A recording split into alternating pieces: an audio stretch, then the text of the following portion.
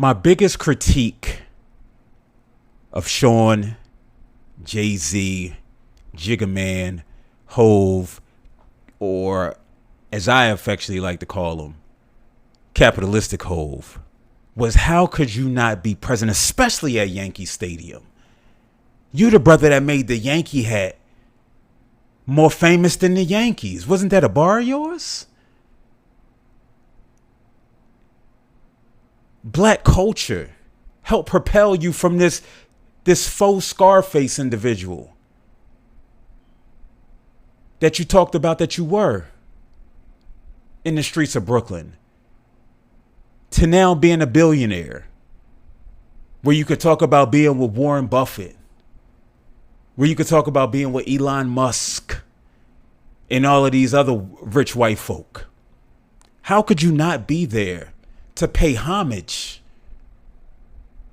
to the craft, to the culture that built you up?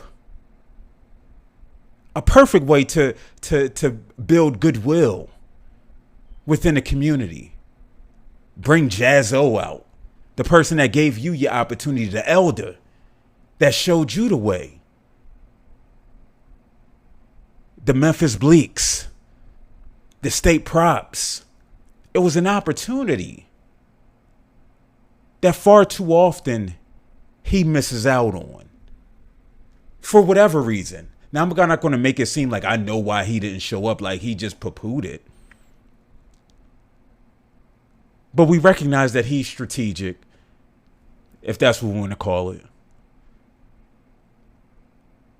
But like the good brother Bill Rhoden said when talking about Michael Jordan and his ownership time with the Charlotte Hornets and then selling it to white folk, it's some treasonous behavior that's going on, man. And I don't think anybody is having that conversation to where we hold him accountable. I posted on social media the following. In hip-hop lore, Nas will forever be the people's champ, solidified by Jay-Z's absence from 50th anniversary festivities. The former consistently shows the culture he's one of, while the latter moves as if he's above. A duo whose legacies were entwined like Malcolm and Martin, where no matter the path followed, liberation was the goal, now looks more like Malcolm, Martin, and Clarence Thomas. Capitalistic Hove reminds us that the second coming isn't community, but more rugged individualism at the expense of community. And I wrote that as I sat and thought about what the biggest name in hip hop not being present to honor the forefathers that paved the way, who didn't get the money, who didn't get the opportunity, who's still living in the same crib that they was able to get back in the 80s, who's not flourishing monetarily as he is. It was an opportunity for him to say thank you on a large scale. Just to say thank you to the ancestors who inspired Kool Herc and Cindy to have that party in the basement.